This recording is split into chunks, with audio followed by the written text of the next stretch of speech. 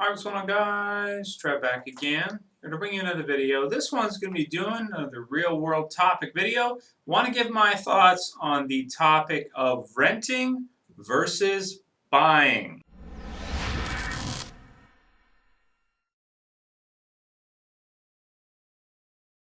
Okay, so lately I've been branching out a little bit and doing some real world topics. Now, in terms of renting versus buying, what exactly do I mean? Should I elaborate more on it? Yeah, I probably should.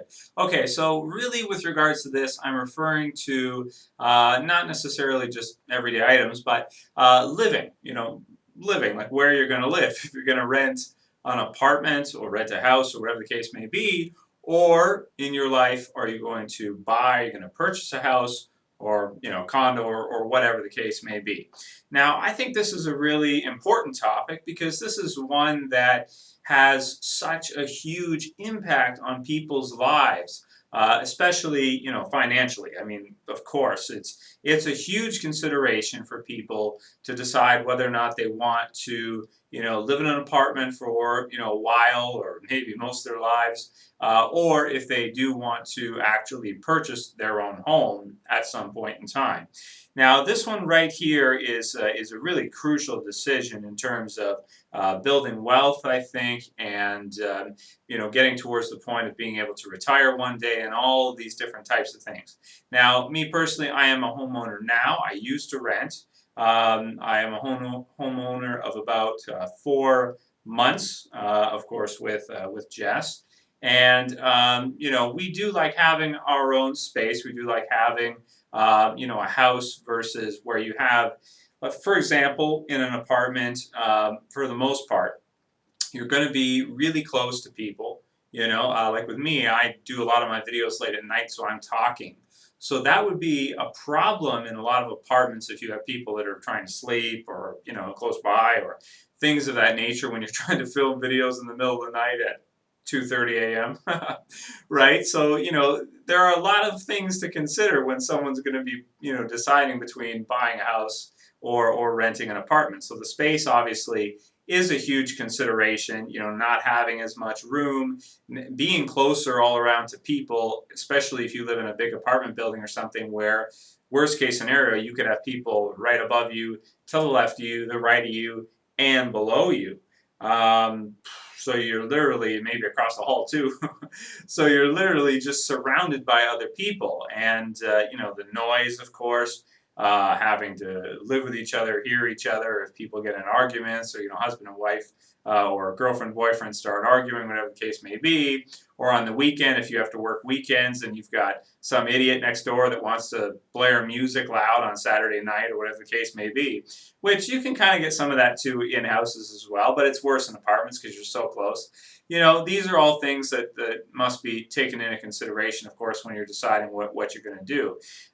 For me personally, when I added up the numbers and I got to see what it would cost to rent like a 2-bedroom apartment versus buying a house, it ended up being a lot more actually, in my case, to rent an apartment. Most apartments where I live, for a 2-bedroom, you're looking at somewhere around, if it's decent, and like I said before, you have at least a little bit of space so that you can fit at least all your stuff in. Now, me, I'm a collector, so that causes extra problems. But for me, it was like $850 or $900 a month for most places, versus buying, in which case, obviously, you have to get a mortgage. And for that, you've got your mortgage payment, which breaks down from your principal and your interest. So the amount of interest that you're going to pay, of course, on the mortgage loan itself. Right now, interest rates are about 3 or 4%, depending. Some people can get less if they have a big mortgage, maybe 2% if they've got like a huge mortgage. Me, I'm at about 3%, but it's not a huge amount in terms of the mortgage. So that's good. So it's not very much. And then, of course, your principal payment, which it depends on what plan you have, if your amortization period and things like that. If you're going to be paying over 20 years, 25 or 30 years, at that rate, it could take you 30 years to pay the house off. But at least those monthly payments are going into the value to pay that down. So eventually you do own it, so that if you wanted to flip it and sell it or whatever, you could always do that if you decided to do so, as long as it's in good enough condition and everything's taken care of and you have time to actually list it and sell it and everything should be okay with regards to that. On top of that, of course, you'd have your house insurance, which usually isn't too bad. Usually like $80, $100 a month, something along those lines. And then in addition to that, you would have most countries in Canada here, we have property tax. I think in the States it's the same. You have property tax, which again is like $150 a month. So all in all, for me personally, it ended up being about $850 or $900 versus about $500 a month. And that includes the principal payment, which really you shouldn't deduct because that's just going into the value, which builds net worth anyway. So that right there can be deducted. So if I take that off, really it's like $350 a month versus $850.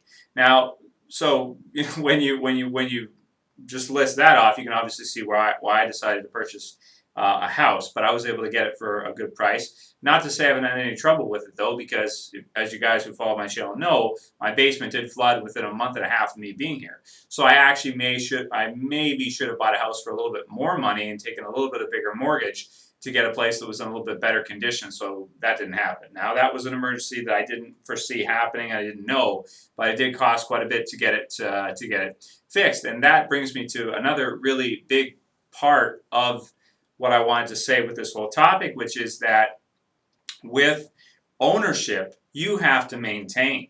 If you're just renting, then the landlord, it's his responsibility to maintain. If something breaks down, you call them up and you say, hey, this isn't working, come and fix it. So it's their obligation to come and fix it. If they don't, well, then you could give them 2 months notice and leave, right? And then, you might lose a little bit in the move or whatever, a little bit of money, but it's not much. Versus if the landlord has a big problem, like the roof is just leaking in or something and they got to replace it or whatever the case may be. When you own it and emergencies happen, they can be very expensive. You can range from a couple thousand to 10 or 20,000 sometimes, depending on what kind of emergency it is, new roof, basement flood, fire. I mean, that's the worst case scenario, right? Or, even with the elements, with the weather, if there's an earthquake or there's I don't know, a hurricane, depending on where people live who are watching the video, if you own it, that could be a big problem for you. And insurance companies, no matter what they say, no matter how it seems to be, they never cover everything. They never cover everything. So that's where I think people that decide to own a home or choose to buy a home should probably have at least $5,000 to $10,000 emergency fund ready for things like this to occur, because it can happen. Now, granted, if you buy a newer house, then the chances of it happening are way less, and you can pretty much guarantee with a new house that that's not going to happen. But then, flip on the other side of that, then if you buy a new house, that house might cost $300,000 or $250,000, $200,000, something like that. And if you don't have a large down payment, then you could end up having to pay a mortgage that's more along the lines of the same price as renting for, $800 or $900 a month just in the mortgage. Well, still, though, it might be an advantage because that principal payment that's included in that goes into net worth rather than just being gone for good.